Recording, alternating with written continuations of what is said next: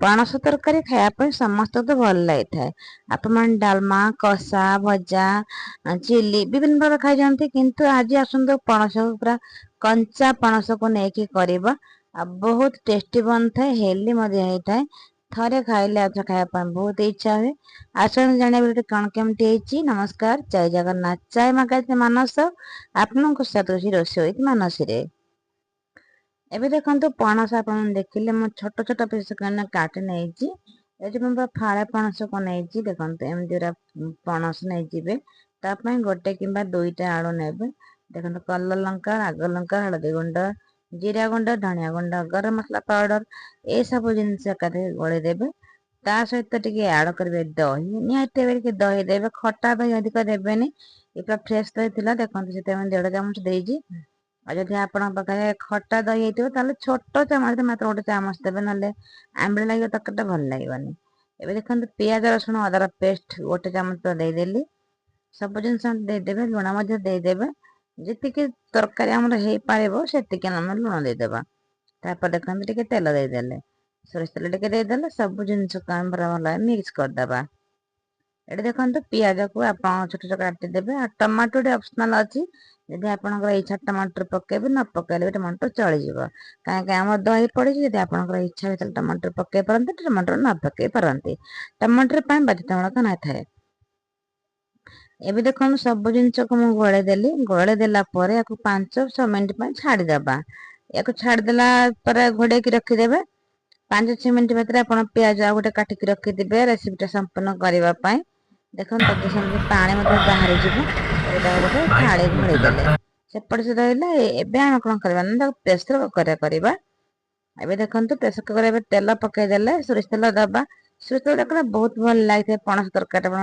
ଜାଣିଥିବେ ଆଉ ଦେଖନ୍ତୁ ତାପରେ ଦେଖନ୍ତୁ ଜିରା ଏବେ ଫୁଟେଇଦବା ଜିରା ଫୁଟି ଗଲା ପରେ ଏଠି କିଛି ଗୋଟା ଗରମ ମସଲା ଆଡ କରିବା ଯେମିତି କି ତେଜପତ୍ର ଡାଲଚିନି ଗୁଜୁରାତି ଲବଙ୍ଗ ଏଇ ସବୁ ଜିନିଷ ମୁଁ ଦେଖନ୍ତୁ ଦେଇଛି ଆଉ ଗୁଜୁରାତି ଫୁଟେଇ ଦେଇଛି ଟିକେ ଏଠି ଦେଖନ୍ତୁ ଗୋଟେ ବଡ ପିଆଜ କାଟିକି ଦେଇଦେଇଛି ଏମିତି ଘୋଡେଇଥିଲି କାହିଁକି ନା ଲବଙ୍ଗ ଟା ପକେଇଲା ମାନେ ସେ ଟିକେ ଛିଟକା ମାରେ ସେଥିପାଇଁ ମୁଁ ତାକୁ ଟିକେ ଘୋଡେଇ ଦେଇଥିଲି ଏବେ ଦେଖନ୍ତୁ ତାପରେ ଭାଜି ଦବା ଏଗୁରା ଭଲ ଟିକେ ଭାଜି ହେଇଗଲା ପରେ ଏଇଠି ଦେଖନ୍ତୁ ଟମାଟୋ ଟେ ଗୋଟେ ବେଶୀ ଦେବେନି ଛୋଟ ଟମାଟୋ ଟେ ଆଡ କରିବେ ନହେଲେ ଖଟାଳି ଲାଗିବ କାହିଁକି ନା ଆମେ ଦହି ପକେଇଛି ସେପଟେ ମଧ୍ୟ ଟମାଟର ଦେଇଛେ ଯଦି ଆପଣଙ୍କର ଇଚ୍ଛା ହୁଏ ତାହେଲେ ଟମାଟର ଦେବେ ନଦେଲେ ବି ଚଳିଯିବ କିନ୍ତୁ ଯଦି ଆପଣ ସେତେବେଳେ ଟମାଟର ନ ଗୋଳେଇବେ ତାହେଲେ ଏଇଠି ଗୋଟେ ଟମାଟର ଦେବେ ଅଧିକ ଦେବେନି ପୁରା ଛୋଟ ଟମାଟର ଟେ ଦେବେ ଦେଖନ୍ତୁ ଟମାଟୋ ଦେଇକି ଟମାଟୋ ପିଆଜ ସମ୍ପୂର୍ଣ୍ଣ ଭଲ ଭାଜି ହେଇଗଲାଣି ଆମେ ଏଠି ଆଉ କିଛି ମସଲା ଜିନିଷ ଆଡ କର କାହିଁକି ନା ଆମେ ସବୁତିକ ମସଲା ଏଇଠି ହିଁ ଆଡ କରିଦେଇଛେ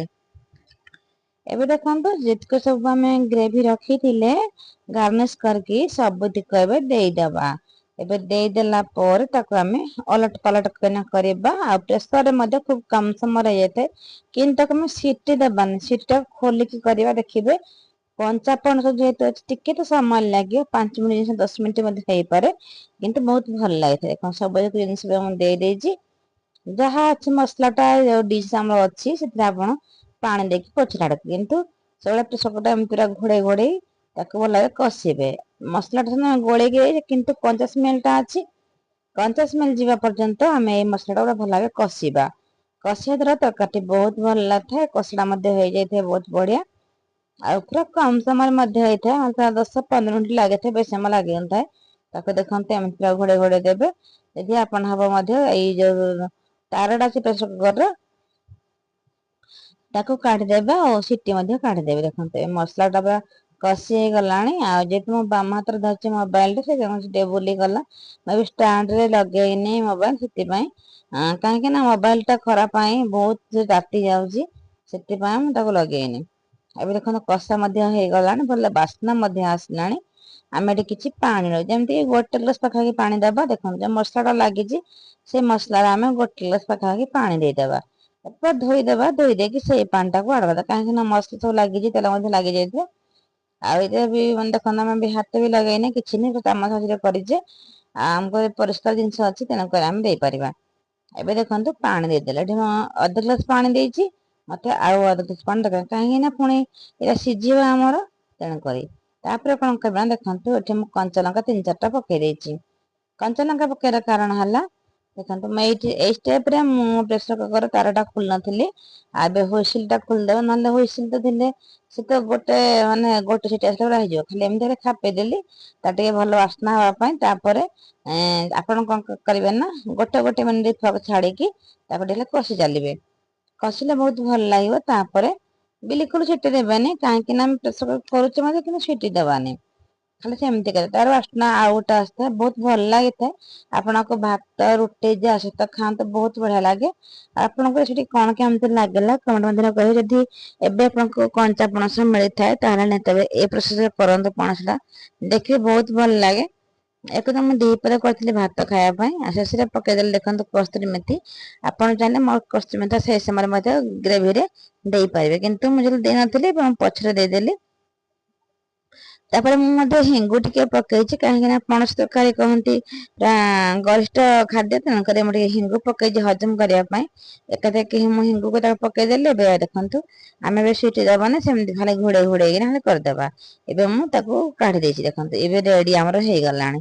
ମତେ ଟିକେ ଗ୍ରେଭି ଦରକାର, କାହିଁକି ନା ଭାତଟା ଖିଆ ହବ ଯେହେତୁ ମୁଁ ଆଉ କିଛି ତରକାରୀ କରିନଥିଲି, କେବଳ ପଣସ ତରକାରୀ କରିଥିଲି। ଦେଖନ୍ତୁ କେତେ ସୁନ୍ଦର ସିଝିଛି।